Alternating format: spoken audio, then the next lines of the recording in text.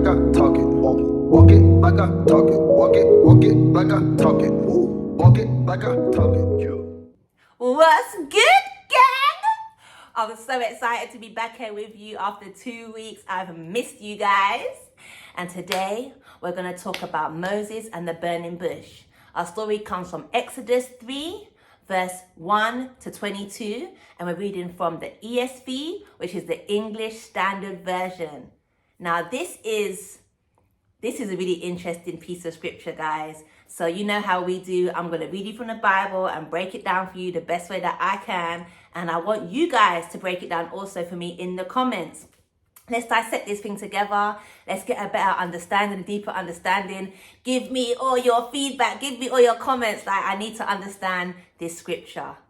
You know what time it is. Let's get into it. Now, Moses was keeping the flock of his father-in-law, Jethro, the priest of Midian. And he led his flock to the west side of the wilderness and came to Horeb, the mountain of God.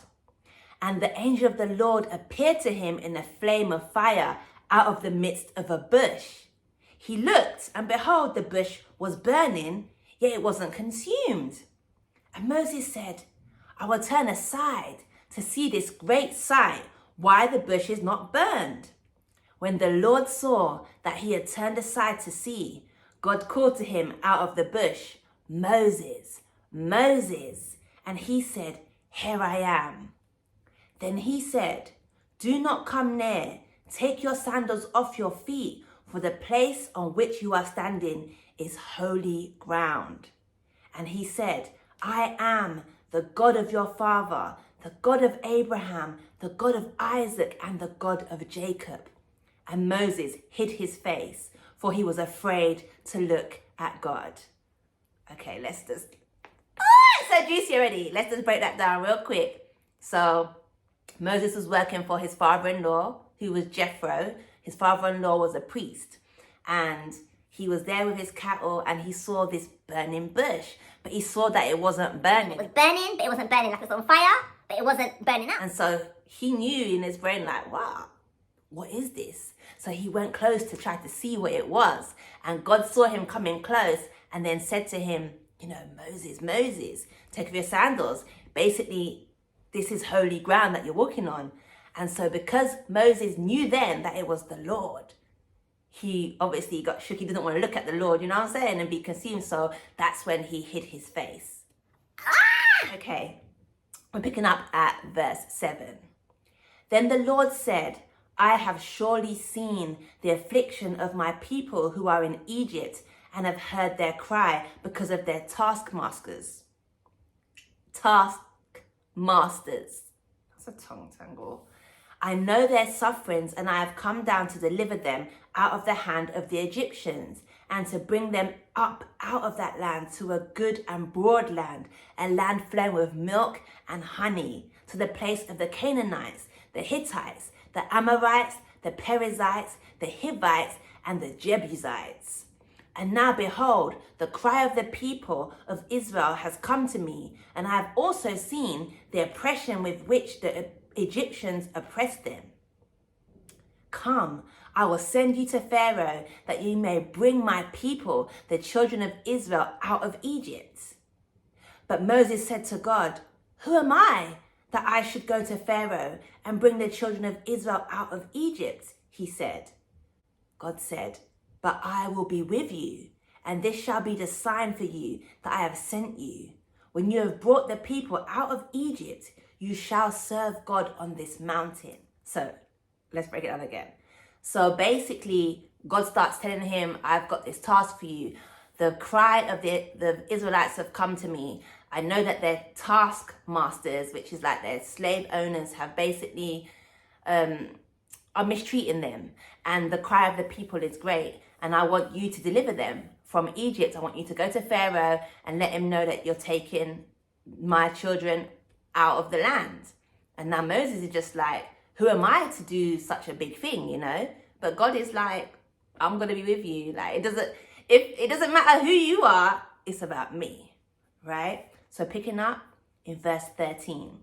Then Moses said to God, if I come to the people of Israel and say to them, the God of your fathers has sent me to you, and they ask me, what is his name? What shall I say to them? God said to Moses, I am who I am. Oh my days, I love it. Wait. Pull up. We gotta pull it up. Wait. Okay, relax, Jay. We got to pull it up. Powerful words. God said to Moses, I am who I am. Guys, come on, gang. Don't you love that? Is it me? Like, am I weird? Like, how powerful is that? I am who I am. I mean, today people say that a lot. Oh, I said what I said.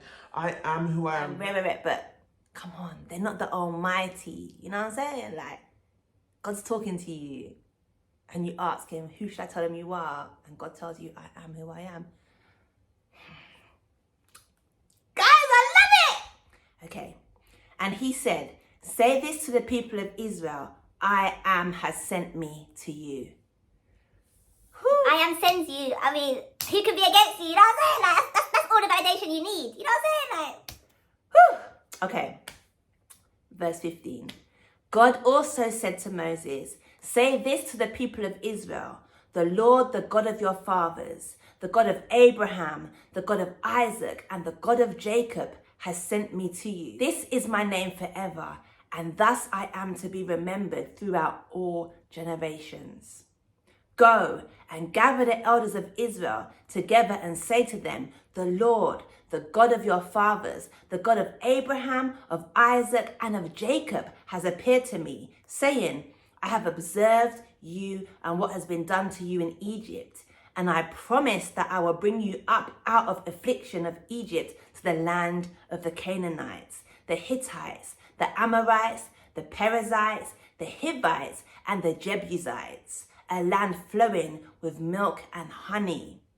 And they will listen to your voice, and you and the elders of Israel shall go to the king of Egypt and say to him, the Lord, the God of the Hebrews, has met with us, and now please let us go on a 3-day journey into the wilderness that we may sacrifice to the Lord our God.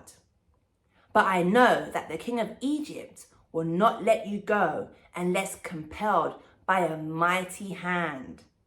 So I will stretch out my hand and strike Egypt with all the wonders that I will do in it. After that, he will let you go. And I will give this people favor in the sight of the Egyptians.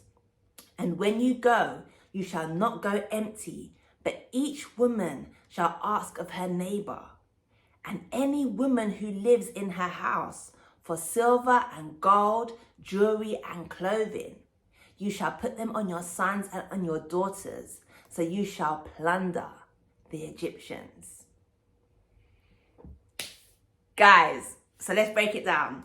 So he's basically God is basically giving Moses a script of what he needs to do, what he needs to say to get the children of Israel out of Egypt, right? He's telling him exactly how to do it. Let Pharaoh know that you want to go on a 3-day journey to give sacrifices to your God.